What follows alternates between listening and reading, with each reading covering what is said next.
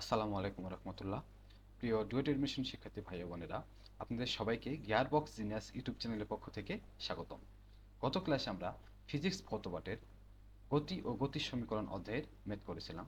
তো আজও আমরা ম্যাথ করব। আমরা শুরুতে এই ম্যাথটি করব। ম্যাথটা একটু পড়ো। 54 কিলোমিটার/আওয়ার বেগে চলন্ত একটি রেলগাড়িতে স্টেশন থেকে কিছু দূরে 0.75 মিটার/সেকেন্ড স্কয়ার মন্দন সৃষ্টিকারী ব্রেক দেওয়ায় গাড়িটি স্টেশনে এসে থেমে গেল। স্টেশন থেকে কত দূরে ব্রেক দেওয়া হয়েছে এবং এর থামতে কত সময় লাগবে সেটা বের করতে বলছে।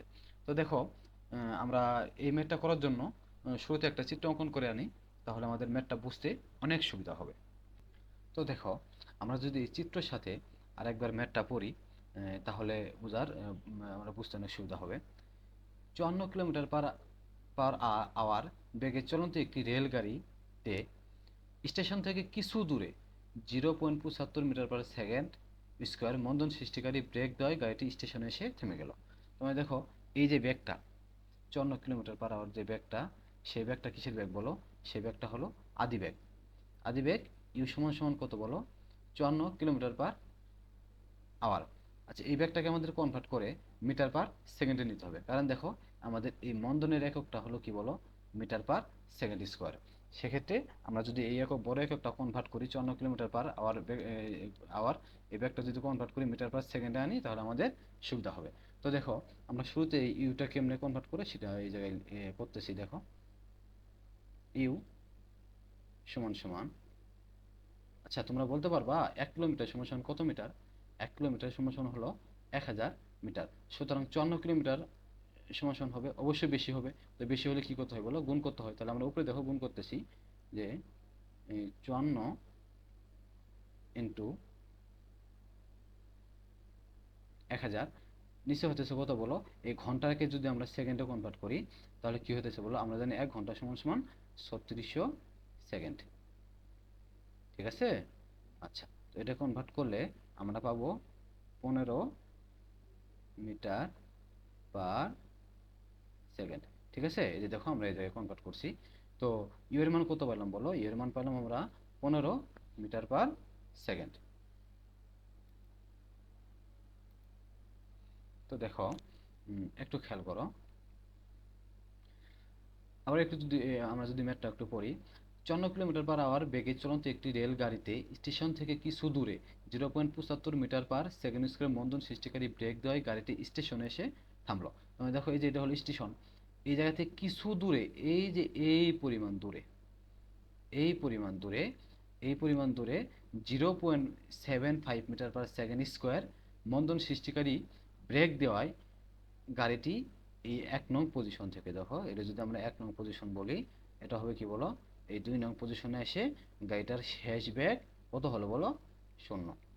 তো দেখো, আমাদের কি করতে বলছে? স্টেশন থেকে কত দূরে ব্রেক দেওয়া হয়েছে, এই যে দূরত্বটা, এস এর মান দেখো, এই জায়গা থেকে বলছে যে 2 নং পজিশন থেকে 1 নং পজিশনের যে দূরত্ব, সেই দূরত্বটা বের করতে বলছে।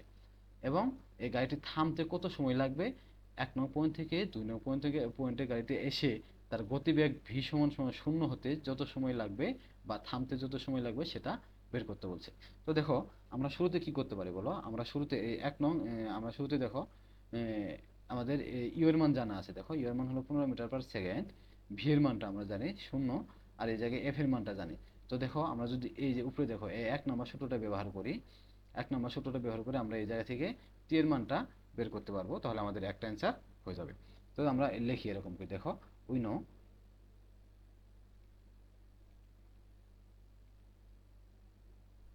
উই নো ভি সমান সমান ইউ, এই জায়গায় প্লাস দিবা না মাইনাস দিবা বলো? এই জায়গায় অবশ্যই তোমাকে মাইনাস দিতে হবে, কারণ দেখো মন্দনের কথা বলছে। আগে গতিবেগ ছিল, আদিবেগ ছিল কত বলো? 15 মিটার/সেকেন্ড। শেষ বেগ হয়েছে কত বলো? 0। সেক্ষেত্রে অবশ্যই এই জায়গায় মন্দন হয়েছে। আর মন্দন হলে আমাদের সূত্রটা কি দিতে হয় বলো? মাইনাস দিতে হয়। তাহলে ভি সমান সমান you minus F into T. কথা ক্লিয়ার? আচ্ছা, তাহলে দেখো, ভি এর মান কত বলো? ভি এর মান হলো 0। ইউ সমান কত লিখবো বলো? ইউ সমান হলো 15, মাইনাস এফ এর মান হলো, দেখো এই যে 0.75 ইন্টু টি এর মানটা আমরা বের করবো, কারণ টি এর মান অজানা। তো এই জায়গা থেকে যদি আমরা এই সম্পূর্ণ লাইনটা ক্যালকুলেশন করি, এই সম্পূর্ণ লাইনটা ক্যালকুলেশন করলে আমরা একটা টি এর মান পাবো। তো টি এর মানটা হলো কত সেকেন্ড বলো? 20 সেকেন্ড। ঠিক আছে, এটা হলো আমাদের একটা অ্যান্সার। তার মানে গাড়িটা কি বলো, গাড়িটা সম্পূর্ণরূপে থামতে সময় লাগছে হলো 20 সেকেন্ড। এখন আমাদের দ্বিতীয় নাম্বার প্রশ্ন দেখো, যে গাড়িটি কত দূরে ব্রেক করা হয়েছিল। তার মানে 1 নং পয়েন্ট থেকে 2 নং পয়েন্টের যে দূরত্ব, সেই দূরত্বটা বের করতে বলতেছে।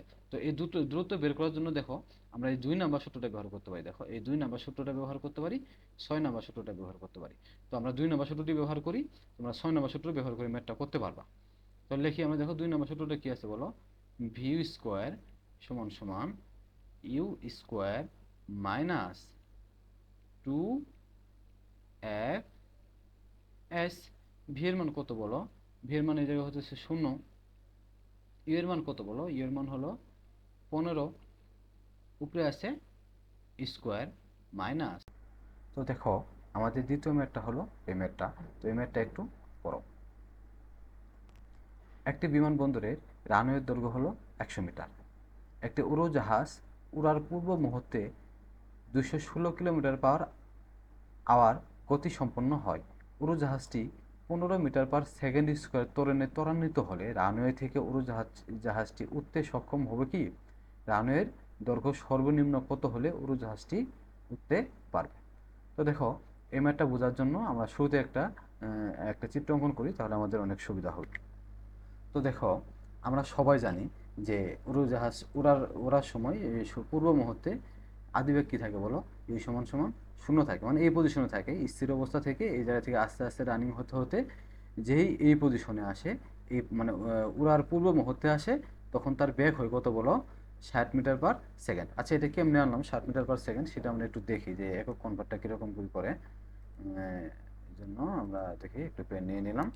তো দেখো এই জায়গায় আছে কত বলো? যে উড়ার পূর্ব মুহূর্তে 216 কিলোমিটার পার আওয়ার গতি সম্পন্ন হয়। আচ্ছা 216 কিলোমিটার সমান দেখে আমরা ভি সমান এটা যদি কনভার্ট করতে পারি, যে ভি সমান সমান কি লিখতে পারি বলো? আচ্ছা 1 কিলোমিটার সমান যদি 1000 মিটার হয়, তাহলে 216 কিলোমিটার সমান অবশ্যই বেশি হবে। তাহলে দেখো তো 216 ইন্টু 1000, ঠিক আছে না? আর এই জায়গায় দেখো আমাদের এই ঘন্টাটাকে আমাদের সেকেন্ডে নিতে হবে। তাহলে আমরা জানি কি বলো? 1 ঘন্টা সমান সমান 3600 সেকেন্ড। কারণ 60 গুণন 60 যদি আমরা করি তাহলে 3600 হয়। তো এটা ক্যালকুলেশন করলে আমাদের 60 মিটার পার সেকেন্ড হয়। ঠিক আছে? তো দেখো আমাদের এই আমরা শুধু এখন দেখলাম যে একটা বিমান এই পজিশন থেকে উড়ার পূর্ব মুহূর্তে এরকম করে রানিং নিয়ে আসে, এই জায়গা থেকে এরকম করে উপরের দিকে ওঠে। তো আমাদের এই ম্যাথের যে মূল কথা, সেই মূল কথাটা আমরা একটু দেখি। যে দেখো একটা বিমানবন্দরের দৈর্ঘ্য দিয়ে আছে হলো কত মিটার বলো? 100 মিটার। দেখো এই যে দেখো এই যে একটা বিমানবন্দরের দৈর্ঘ্য দিয়ে দিয়েছি আমরা 100 মিটার। তো দেখো ওরা বললো এরকম করে একটা সত্য দিল, তোমাকে এমন একটি বিমান দেওয়া হলো যা উড়ার মুহূর্তে 60 মিটার পার সেকেন্ড বেগ সম্পন্ন হয় এবং ত্বরণ 15 মিটার পার সেকেন্ড স্কোয়ার হয়। তার মানে আমরা দেখো এদের কথা অনুযায়ী আমরা এরকম করে একটা চিত্র আঁকলাম, এবং বললো ওই বিমানটি, যে বিমানটি আমরা এই বিমানটি দেখো, এই বিমানটি কি এই রানওয়েতে এই 100 মিটার দৈর্ঘ্যের যে রানওয়ে, সেই রানওয়েতে কি উঠতে সক্ষম কিনা সেটা আমাদের বের করতে বলছে। মানে আমাদের দেখাতে বলছে যে আসলে এই বিমানটা এই সত্যগুলো অনুযায়ী, যে সত্যগুলো দিছে দেখো, যে উড়ার মুহূর্তে 60 মিটার পার সেকেন্ড ব্যাক হয় এবং ত্বরণ দিয়ে আছে 15 মিটার পার সেকেন্ড, এই সত্যযুক্ত বিমানগুলো কি এই যে 100 মিটার দৈর্ঘ্যের একটা রানওয়ে আছে, সেই রানওয়েতে উঠতে সক্ষম হবে কিনা সেটা বের করতে বলছে। তো আমরা দেখি যে সত্যগুলো দিল, যে সত্যগুলো আমাদের দিছে, এই সত্যগুলো দিয়ে এই বিমানটি ওড়ার জন্য কত মিটার দৈর্ঘ্যের রানওয়ের প্রয়োজন হয় সেটা আমরা আগে বের করে তারপরে এর সাথে 100 মিটারের সাথে আমরা টেস্ট করে দেখব, মিলিয়ে দেখব যে আসলেই এই 100 মিটার রানওয়েতে এটা উঠতে পারবে কিনা। তো দেখো এর জন্য আমরা শুরুতে একটা সূত্র ইউজ করি। দেখো আমাদের ইউ এর মান জানা, আমরা ভি এর মান জানি, এফ এর মান জানি। আমরা এই জায়গা থেকে কোন সূত্র ইউজ করতে পারি বলো? দেখো আমরা 2 নম্বর সূত্রটা ইউজ করতে পারি। দেখো 2 নম্বর সূত্রতে শুধুমাত্র এস এর মানটা অজানা। ঠিক আছে না? তাহলে দেখো 2 নম্বর সূত্রটা লিখি আমরা, যে ওই দুই নং সূত্রটা কি বলো, ভি স্কোয়ার সমান সমান ইউ স্কোয়ার, এই জায়গায় প্লাস দিবা না মাইনাস দিবা, অবশ্যই প্লাস দিবা, কারণ এই জায়গায় কি হয়েছে বলো, ত্বরণ হয়েছে। দেখো আদি বেগ ছিল কত, শূন্য, তারপরে বেগ বৃদ্ধি পাইছে, ভি স্কোয়ার সমান সমান ইউ স্কোয়ার প্লাস 2 এস। তো ভি এর মান কত বলো, ভি এর মান হলো 60 স্কোয়ার ইকুয়াল টু ইউ এর মান হলো কত বলো, 0 প্লাস 2 ইন্টু এফ এর মান হলো 15 ইন্টু এস। তো দেখো শুধুমাত্র একটা মান অজানা, এই জায়গা থেকে আমরা সলভ ফাংশন দিয়ে এস এর মানটা কি করতে পারি বলো, বের করতে পারি। এস এর মান হতেছে 120 মিটার। এই থেকে আমরা কি বুঝলাম বলো, যে সত্যযুক্ত বিমানটা দিছে, এই দেখো এই যার ওড়ার মুহূর্তে বেগ হবে 60 মিটার পার সেকেন্ড এবং ত্বরণ হলো 15 মিটার পার সেকেন্ড, এই বিমানটি এই 100 মিটার দৈর্ঘ্যের রানওয়েতে উঠতে সক্ষম হবে না। কথা ক্লিয়ার? কারণ দেখো এই বিমানটি ওড়ার জন্য রানওয়ের দৈর্ঘ্য হতে হবে, সর্বনিম্ন রানওয়ে দৈর্ঘ্য হবে 120 মিটার। 120 মিটার দৈর্ঘ্য রানওয়ের দৈর্ঘ্য ছাড়া এই বিমানটিকে উড়ানো সম্ভব না। সুতরাং আমরা এই 100 মিটার দৈর্ঘ্যের রানওয়েতে বিমানটিকে উড়াতে পারবো না। এই জায়গায় যে কথাটা আমি বললাম সেই কথাটা বাংলায় একটু লিখে দিলে হবে, যে অ্যান্সার এরকম করে লিখতে পারো যে 120 মিটার দৈর্ঘ্যের রানওয়েতে বিমানটিকে উড়াতে হবে, এর চেয়ে কম হলে বিমানটিকে উড়ানো সম্ভব না। আশা করি আমরা ম্যাথটা বুঝতে পারছি। আমরা পরবর্তী ম্যাথে যাব। তো দেখো আমাদের 3 নম্বর ম্যাথ হলো এই ম্যাথটা। তো আমরা 3 নম্বর ম্যাথটা যদি একটু পড়ি, দুটি ট্রেন একই লাইনে 80 ও 70 কিলোমিটার পার আওয়ার বেগে এগিয়ে আছে। যখন এদের মধ্যে দূরত্ব 110 মিটার, তখন উভয় ট্রেনের চালক অপর ট্রেনকে দেখতে পেয়ে ব্রেক চেপে দেয়। ট্রেন দুটির মন্দন যথাক্রমে 5 মিটার পার সেকেন্ড এবং 3 মিটার পার সেকেন্ড স্কোয়ার হয়, তবে কি দুর্ঘটনা ঘটবে নাকি ঘটবে না? অনেক মজার একটা ম্যাথ কিন্তু। তো দেখো এই ম্যাথের জন্য আমরা একটা চিত্র অঙ্কন করি, তাহলে আমাদের ম্যাথটা বুঝতে অনেক সুবিধা হবে। তো দেখো দুটি ট্রেন একই লাইনে, এই যে দেখো এই যে একটা ট্রেন, এটা হলো 1 নাম্বার ট্রেন, আর এটা কি বলো 2 নাম্বার ট্রেন। এটা কি করতেছে বলো, একই লাইনে আসতেছে, দুটি ট্রেন একই লাইনে, একটার বেগ কত বলো 80 কিলোমিটার পার আওয়ার, আর একটার বেগ হলো 70 কিলোমিটার পার আওয়ার। এই যে প্রথম যে ট্রেনটা, সেই প্রথম ট্রেনের জন্য আমরা প্রথম বেগটা নিব।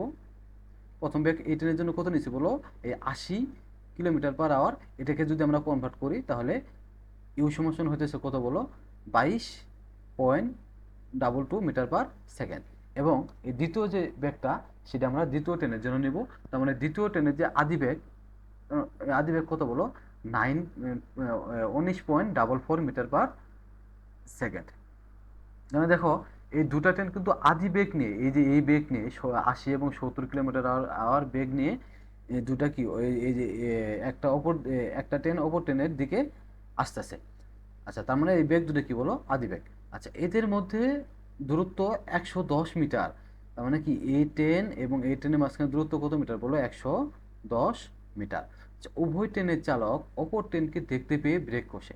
তখন দেখো এই ট্রেনের চালক এই ট্রেন যখন দেখে, মানে এই যে এই ট্রেনের চালক এবং এই ট্রেনের চালক যখন একে অপরকে অপর ট্রেনকে দেখতে পায়, তখন তারা কি করে বলো, ব্রেক কষে। তাহলে দেখো দুই ট্রেনের মন্দন যথাক্রমে 5 মিটার পার সেকেন্ড। তার মানে যেহেতু দেখো এই মন্দনটা প্রথম আছে, তাহলে আমরা এক নম্বর ট্রেনের জন্য এই মন্দনটা ধরলাম, এফ সমান 5 মিটার পার সেকেন্ড স্কোয়ার। এবং এই মন্দনটা দেখো 3 মিটার পার সেকেন্ড স্কোয়ার, যেহেতু দ্বিতীয় মানে 2 নাম্বার ধাপে আছে বা দ্বিতীয়বার আছে, সেই জন্য আমরা এটা এই যে 3 মিটার পার সেকেন্ড এই 2 নাম্বার ট্রেনের জন্য এই ত্বরণটা ধরলাম, দেখো 3 মিটার পার সেকেন্ড স্কোয়ার। আচ্ছা দেখো দুটা ট্রেনেরই এই দুটা ট্রেনেরই শেষ বেগ কী হবে বলো, দুটো ট্রেনেরই শেষ বেগ হবে 0, কারণ তারা এরকমভাবে ব্রেক করছে যাতে এই 100 মিটার দূরত্বের মধ্যে গাড়িটা মানে শেষ বেগ সম্পূর্ণরূপে 0 হয়, এই জন্য তারা এরকম করেই ব্রেক ধরছে। তো দেখো এখন আমাদের এই অঙ্কের যে মূল কথা সেটা একটু বুঝি। দেখো এই দুটা ট্রেনকে এই দুটা তো দেখো এই দুটা ট্রেনেরই বেগ 0 ধরে, আদি বেগ শেষ বেগ 0 ধরে এই দুটা ট্রেনকে সম্পূর্ণরূপে থামানোর জন্য কত মিটার মোট দূরত্ব লাগবে আমাদের সেটা বের করতে হবে। তো দেখো আমরা শুরুতে 1 নাম্বার ট্রেনের জন্য চিন্তা করব। এই যে এই পজিশন থেকে এই পজিশন থেকে দেখো এই 1 নাম্বার ট্রেন হলো এই পজিশন থেকে এই পজিশনে। তো 1 নম্বর পজিশন 1 নম্বর ট্রেনের জন্য আমরা এই জায়গায় লিখি যে 1 নাম্বার ট্রেনের জন্য 1 নাম্বার ট্রেন, এই যে এই ট্রেনের জন্য আমরা কাজ করতেছি। তো এই ট্রেনের শেষ বেগ কত বলো? শূন্য। এই পজিশনে আসলে হচ্ছে সে কত বলো? শূন্য। তাহলে দেখো আমরা যদি এই 2 নাম্বার সূত্রটা ব্যবহার করি, দেখো তো এই 2 নাম্বার সূত্রটা যদি আমরা ব্যবহার করি তাহলে কি পাবো বলো? ভি স্কোয়ার সমান সমান ইউ স্কোয়ার, অবশ্যই এই জায়গায় মাইনাস হবে কারণ ব্রেক করছে, 2f(s). আচ্ছা ভিটা অনেক উপরে হয়ে গেছে না, আমরা একটু কাটে নিচে দিয়ে দিই। হ্যাঁ, এই যে ভি স্কোয়ার। তাহলে দেখো তো ভি এর মান কত বলো? ভি এর মান শূন্য, আর এটার ইউ এর মান হতেছে 22.22 metre per second square minus 2 into F এর মান কত বলো? এই এক নং ট্রেনের এফ এর মান হলো দেখো এই যে 5 মিটার পার সেকেন্ড স্কোয়ার, মানে 5 মিটার দেওয়া লাগবে না, 5 ইন্টু s1। তো দেখো এই জায়গা থেকে শুধু আমাদের একটা মান অজানা, দেখো 2 আছে, শুধু s1 এর মান অজানা। তো আমরা যদি এই জায়গা থেকে আমরা সলভ ফাংশন করি তাহলে অবশ্যই আমরা s1 এর একটা মান পাবো। s1 সমান হইতেছে কত বলো? s1 সমান হইতেছে 49.37 মিটার।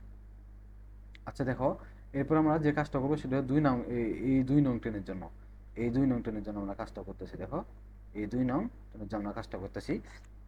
তো দেখো আমরা S1 ট্রেন মানে S1 ট্রেনকে যদি প্রথম ট্রেনকে যদি আমরা থামাতে চাই সম্পূর্ণরূপে, তাহলে আমাদের যে সরণ বা দূরত্ব লাগবে 49.37 মিটার।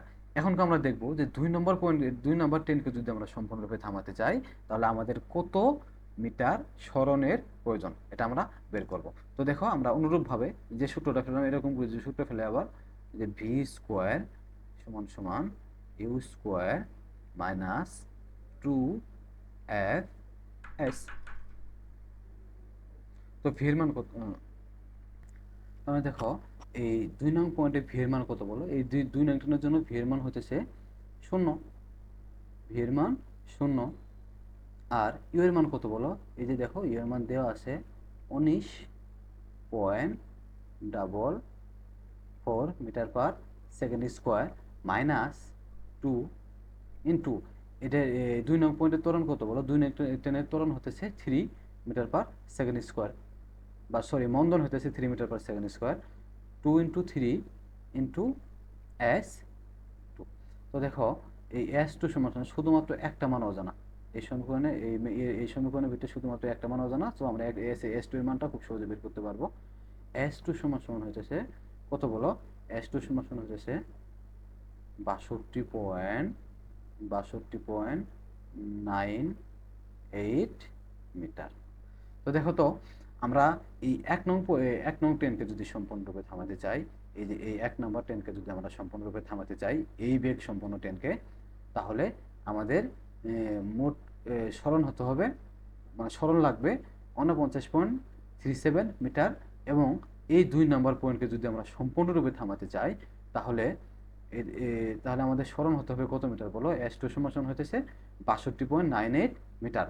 তার মানে দেখি আমরা এই দূরত্ব যোগ করে দেখি যে আসলে আমাদের এই 110 মিটারের মধ্যে গাড়িটা বা 110 মিটার দূরত্বের মধ্যে আছে কিনা। তো দেখো তো মোট এস এরকম করে যদি লিখতে পারি আমরা যে S1 প্লাস S2, তাহলে দেখো তো S1 এর মান হতেছে 49.37 প্লাস S2 এর মান হতেছে 62.98। তো দেখো এটা যদি আমরা দুটো মিলে যোগ করি তাহলে হইতেছে 112, সরি এটা একটু বোঝা যাচ্ছে না, হ্যাঁ একটু ভালো করে দেখি, 112.35 মিটার। আচ্ছা দেখো এই দুটো ট্রেনের মাঝখানে দূরত্ব ছিল কত বলো? দেখো এই 1 নাম্বার ট্রেন এই 1 নাম্বার ট্রেন এবং এই 2 নাম্বার ট্রেনের মাঝখানে দূরত্ব ছিল 110 মিটার। যদি আমরা এই দুটা ট্রেনকে থামানোর জন্য বা সম্পূর্ণরূপে থামানোর জন্য যে দূরত্বটা বের করলাম সেটা হলো 112 মিটার। তার মানে আমাদের এই দুটা ট্রেনকে থামানোর জন্য আমাদের সর্বনিম্ন এই দুটো ট্রেনের মধ্যবর্তী দূরত্ব থাকার দরকার ছিল 112.35 মিটার, কিন্তু আছে 110 মিটার। সুতরাং আমাদের এই ট্রেন দুটি কি বলো অ্যাক্সিডেন্ট হবে, এই ট্রেন দুটি অ্যাক্সিডেন্ট হবে। আরও একটু যদি ভালোভাবে আমরা এই বাংলা কথাটা বুঝি, দেখো দেখো দুটি ট্রেনকে সম্পূর্ণরূপে থামানোর জন্য দূরত্বর প্রয়োজন হলো 112.35 মিটার, কিন্তু দুটি ট্রেনের মধ্যবর্তী দূরত্ব আছে 110 মিটার। সুতরাং আমাদের এই ট্রেনের কি দুর্ঘটনা ঘটবে কিনা? অবশ্যই দুর্ঘটনা ঘটবে। ঠিক আছে, আশা করি এই ম্যাথটাও আপনারা বুঝতে পারছেন। তো আজকের মতো ক্লাসটা শেষ দিচ্ছি, আজকের ক্লাস শেষ দিচ্ছি। খুদা হাফেজ।